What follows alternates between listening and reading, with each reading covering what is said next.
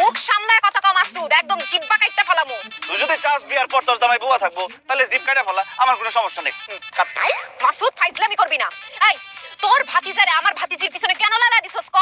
ভুল কইলি, আমার ভাতিজারে তোর ভাতিজির পিছনে লেলাই দেই নাই, বরং তুই তোর ভাতিজিরে আমার ভাতিজার পিছনে লেলাই দিছস। কারণ তোর ভাতিজি আমার ভাতিজারে পটাইতে পারলে, বিয়া করতে পারলে তুই আমার বিয়ান হবি, আমার কাছে আসতে পারবি, এই ইচ্ছা তোর।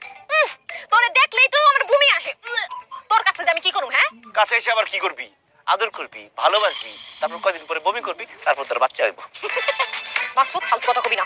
তোর ভাতিজারে নিয়ে এক্ষণ এখান থেকে বিদায় হ। আর কোনোদিন যদি তোর ভাতিজারে আমার ভাতিজির পাশে দেখি, একদম খ্যাং বাইঙ্গা ফালামু কিন্তু। ঠিক আছে, আমার ভাতিজারে আমি নিয়ে যাইতেছি, কিন্তু আমি যদি তোর ভাতিজিরে আমার ভাতিজার আশেপাশে দেখি তাহলে আমি ডাইরেক্ট তোর গালে চুমা দেবো। সি সি সি, তোর কি লজ্জা শরম নাই? দুইটা বাচ্চা পোলা পেনের সামনে এইসব কথা কইতাছস? তাহলে সুম্মা তো দূরের কথা, তুই আমার জীবনে সুইয়াও দেখতে পারবি না। কি করলি? তোরে আমি কোনোদিন শুয়ে দেখতে পারুম না। চ্যালেঞ্জ, আগামী 24 ঘন্টার মধ্যে তুই আমার গালে চুমা দিবি। আমার গালে যদি চুমা না দেস আমি আমার কান কেটে ফেলাম।